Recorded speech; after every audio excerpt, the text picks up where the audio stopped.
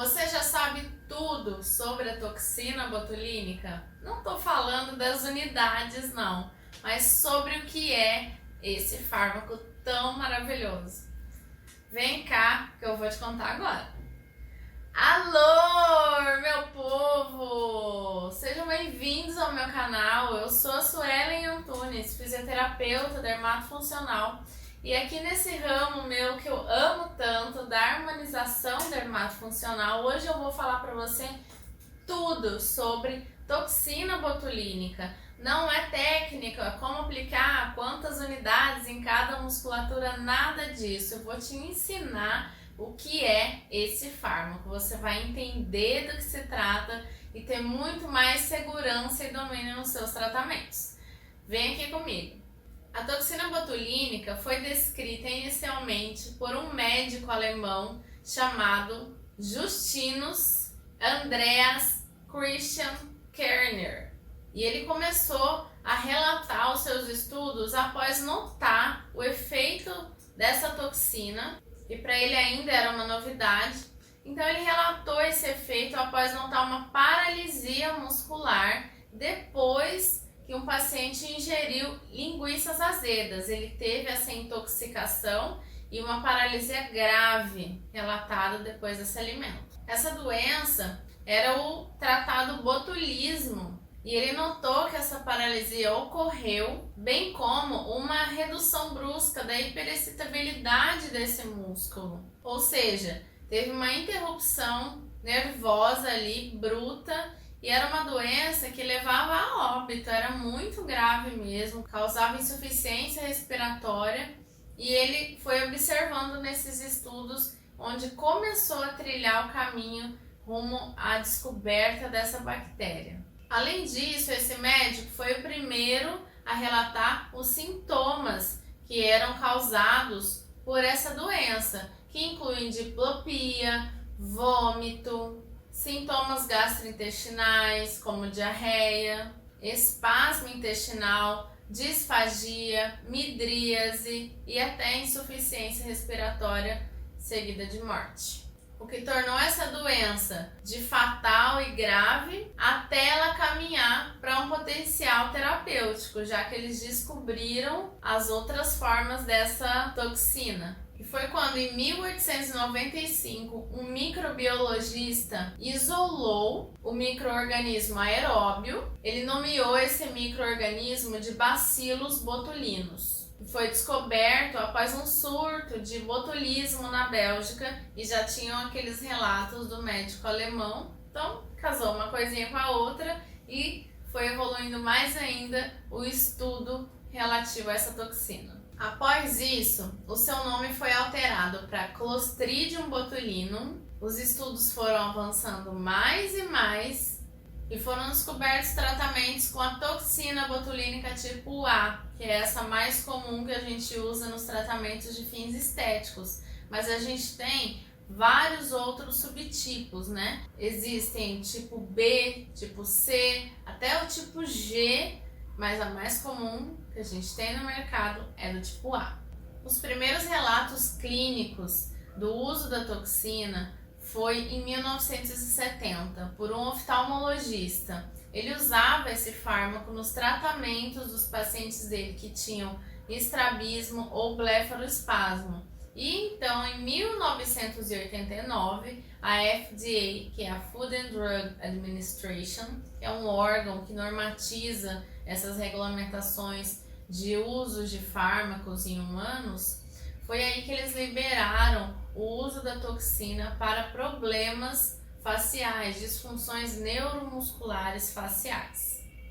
Ao longo dos anos, os estudos não param e a cada dia é descoberto um novo local no corpo humano que se beneficia dessa belezinha, como problema gastrointestinal, incontinência urinária, como eu já tinha dito, blefaroespasmo ou estrabismo é tratado com toxina, hiperidrose, que é um aumento de produção de suor nas mãos ou nas axilas ou nos pés, e alguns outros problemas também que são tratados aí ao longo desses anos de estudo. Atualmente, aqui no Brasil, a gente tem uma gama de marcas muito famosas aqui e muito utilizadas, como a Botulift, a Xiaomi, a Botulin, Nabota, Dispor.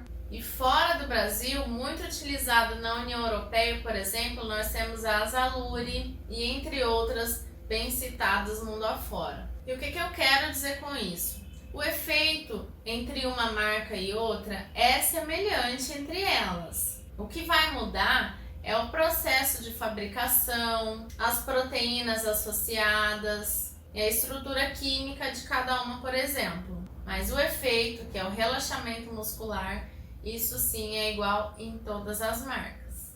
Outra diferença importante entre um tipo de toxina botulínica do tipo A e um tipo de toxina botulínica do tipo B é a diluição, por exemplo. A do tipo A não vem reconstituída, nós precisamos fazer a sua diluição com soro fisiológico estéril, e a toxina botulínica do tipo B já vem reconstituída, pronta para uso. Porém, a sua eficácia é mais reduzida, ela tem uma durabilidade menor do que quem usa do tipo A. Normalmente, quem faz uso dessa toxina do tipo B é quem tem alergia aos componentes da fórmula do tipo A, como, por exemplo, a albumina humana ou a proteína do ovo. Mecanismo de ação.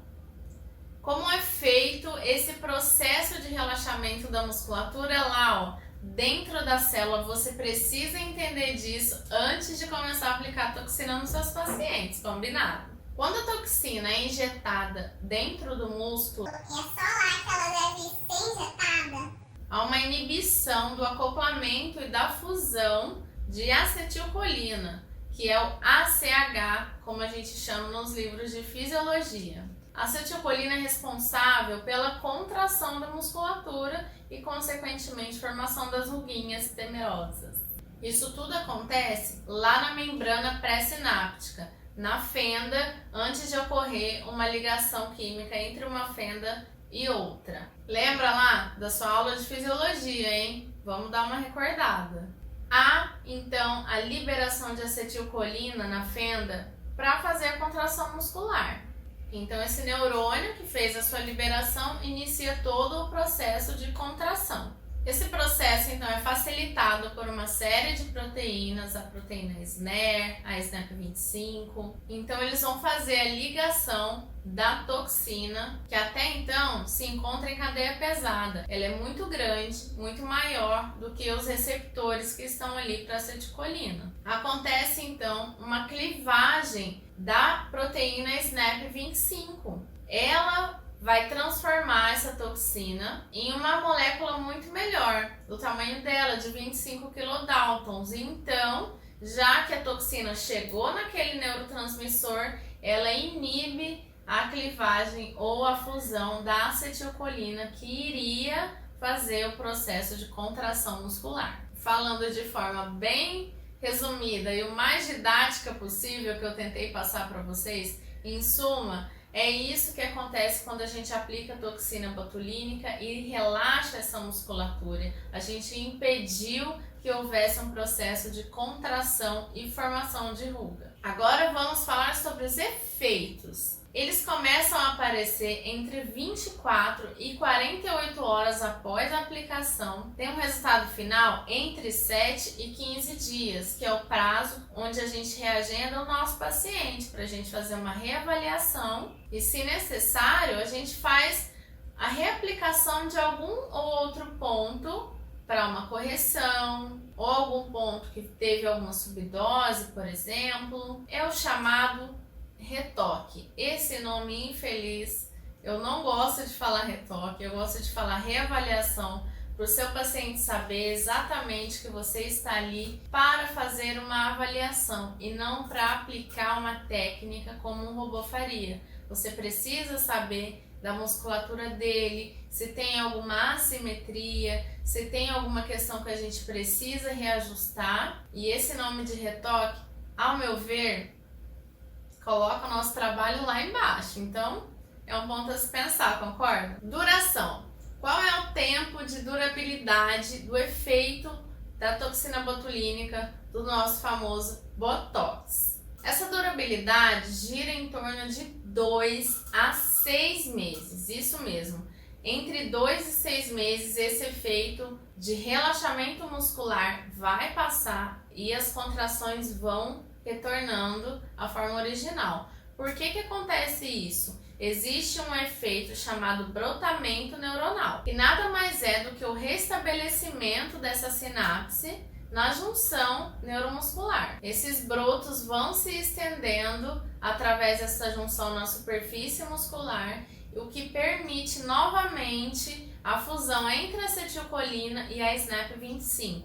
Claro, além de todo o processo que compõe essa reestruturação, esse restabelecimento de contratilidade. Isso evidencia que quando a gente passa do tempo de reaplicação, que deve ser feito entre 4 a 6 meses, no máximo um prazo de 6 meses você deve fazer a reaplicação da toxina, nós já temos ali uma formação de vários brotamentos neuronais, várias fusões de SNAP25 com acetilcolina e uma nova regeneração desse músculo, o que vai necessitar de uma dosagem maior de toxina. Se você fizer ela entre 4 a 6 meses, não vai ser toda a musculatura aplicada da última vez que vai voltar por brotamento. O tratamento é feito de forma mais eficaz, porque a gente pode tanto tratar aquelas rugas que já estavam ali, isso a gente tem evidências em estudos muito atuais, quanto prevenir novas. Então, quando você vem e fala para mim, doutora, eu só aplico toxina uma vez por ano. Tudo bem, é uma escolha sua, mas não vai resolver muita coisa. Você vai meio que sofrer à toa, ficar com o efeito Cinderela ali por um tempinho e ter o resto do ano todinho até você fazer de novo todas aquelas rugas que já existiam e outras novas que vão existir. Porque você concorda comigo? Se tá vivo, tá envelhecendo. Tá vivo, tá contraindo, fazendo mímica e formando-se em novas rugas. Não tá prevenindo nada. Aplicar toxina uma vez por ano realmente não faz diferença em tratamento estético. Mesmo aqueles pacientes que estão começando agora, com 25 anos, começando a querer se cuidar, já prevenir formação de novas rugas, a gente faz essa aplicação a cada 6 meses com poucas unidades, pontos estratégicos realmente só para manter ali aquela beleza e prevenir formação de linha de expressão. Mas ainda assim é interessante que se faça esse tratamento regularmente, 2 a 3 vezes por ano, entre 4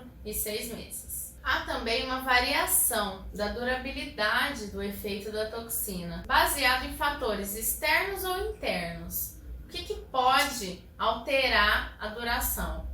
Por exemplo, se um paciente tem hipertiroidismo, que tem um metabolismo mais acelerado, falando de forma bem resumida, ou se ele tem o hábito de fazer treinos muito intensos e regularmente, também tem esse metabolismo mais acelerado. Isso aí a gente já sabe que tende a diminuir, a reduzir o efeito e a passar mais rápido. Se para um paciente passaria em 6 meses, para esse passa em 3, 4 no máximo. Pessoas que fazem uso de termogênico, aceleradores metabólicos como cafeína, L-carnitina, etc., também tendem a ter esse efeito reduzido em questão de tempo, porque isso vai acelerar o metabolismo e degradar mais rapidamente. Alguns fatores internos também, como picos de estresse agudo, aquele estresse muito forte. A gente tem relatos que esse paciente perdeu o efeito de toxina com 30, 45 dias depois disso. Então, a gente também tem que procurar um estilo de vida mental mais saudável, concorda? Ter uma vida mais tranquila, colocar a mente em ordem, busque ferramentas que façam com que você tenha um dia a dia mais relaxado, mais tranquilo, para você também potencializar o efeito do seu tratamento estético. Musculaturas hipercinéticas ou pessoas que fazem muita mímica, muita careta, que tem uma expressão muito forte no rosto, também vão acelerar a degradação dessa toxina e vai passar o efeito mais rápido.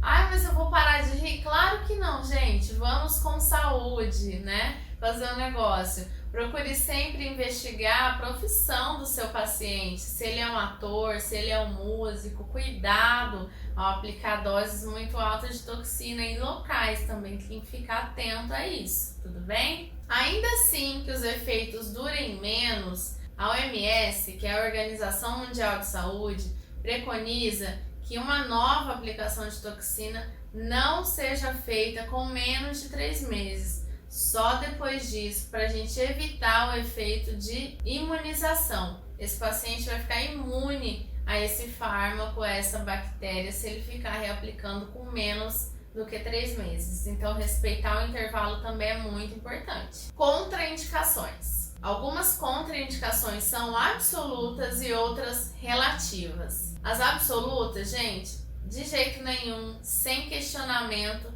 não façam, recusem, saibam pisar no freio quando você encontrar esse tipo de paciente.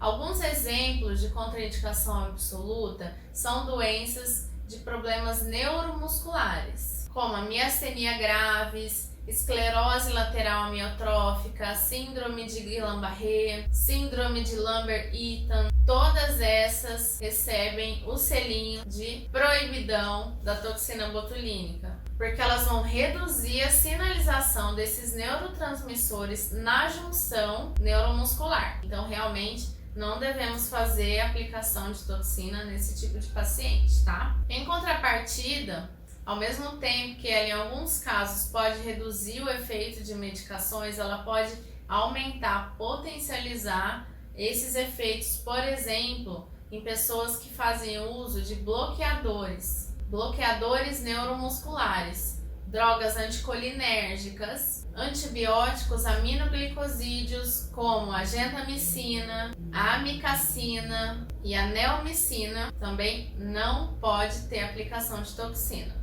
Coloca aí na sua ficha também a contraindicação para quem toma acetilcolinesterase. É um proibidão, tá bom? Alguns imunossupressores, como a ciclosporina, a cloroquina e a penicilamina, que é um remédio usado em pacientes que têm artrite reumatoide, por exemplo. Uma doença tão comum que a gente tem que ver se ele está apto ou não a receber essa bonitona, ou se ele vai ter um problema posterior. Fique atento, coloca isso na tua ficha. Mais alguns exemplos são crianças menores que 2 anos.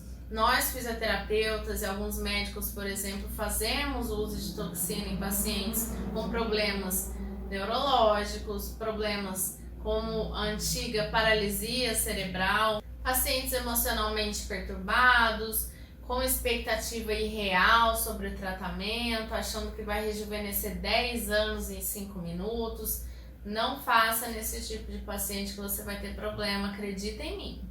Pacientes com deficiência de hemostasia e também com doença cardiovascular deve ser reavaliado muito bem antes de você fazer a aplicação do Botox. Algumas outras contraindicações óbvias, que já são as da estética, que são feridas, inflamações no local, infecções. Jamais fazer aplicação de nada em ferida aberta ou em pele que está inflamada. Psoríase e dermatite também deve ser evitado. Algumas alergias eu já citei um pouquinho mais acima, mas eu vou repetir para vocês. Alergia à proteína do ovo e à albumina humana também deve ser evitado, ou troque por uma toxina do tipo B, que não contém esses componentes das formulações do tipo A. Algumas outras relativas, por exemplo, algumas pessoas contraindicam a aplicação da toxina botulínica na amamentação, mas a gente não tem comprovação científica de que esse fármaco é excretado no leite materno. A sua absorção é feita em 4 horas apenas na musculatura aplicada localmente. Ainda assim, algumas mamães preferem ficar esperando, aguardando o tempo de amamentação ou até de introdução de alimento sólido para esse bebê. Nenhum problema quanto a isso. Também, embora não seja uma recomendação o uso da toxina durante a gravidez, nós temos algumas evidências científicas de mães que fizeram a aplicação e não tiveram nenhum problema ou efeito colateral. não é uma recomendação, apenas um relato de fatos, ok? Pacientes que fazem uso de anti-inflamatório não esteroide de modo contínuo devem interromper o uso durante 10 dias antes da aplicação da toxina, justamente para evitar sangramento excessivo. Só por isso, tá bom? E efeito tóxico? Existe toxicidade da toxina botulínica? A gente sabe que ela é uma bactéria extraída da carne de porco. É uma bactéria, mas não tem relatos sobre toxicidade em seres humanos. O que temos são estudos feitos em macacos e uma conversão de unidades que seria em torno de 234 unidades em seres humanos de aproximadamente 70 quilos que teriam esse efeito de toxicidade de forma letal para esse paciente. Essa dose a gente não costuma usar, pelo menos no tratamento estético facial, e deve ser reavaliada quando o uso for corporal. Também geralmente não alcançamos essa dosagem, então fique tranquilo que a gente trabalha sempre na margem de segurança do paciente. E você, me conta aqui, tinha alguma informação nesse vídeo que você não sabia? Manda um recado para mim lá no meu Instagram, vou deixar o link na descrição aqui para você. Me segue, vem interagir comigo, me contar como é que é a sua experiência. E me diz aqui se você gostou ou se você não gostou, pode deixar o seu dislike, não tem problema nenhum. É importante para que eu consiga avaliar se esse vídeo está sendo legal ou não para você. Mas se você gostou, deixa aqui o seu coraçãozinho, o seu joinha, fala para mim se você gostou e manda para quem você acha que precisa saber mais um pouquinho sobre a toxina botulínica e os seus estudos, tá bom? Aproveitando aqui o recado, já se inscreve no canal e ativa o sininho para que você seja notificado sempre que receber um vídeo novo, que aliás é toda semana, tá bom? Um beijo, até o próximo vídeo.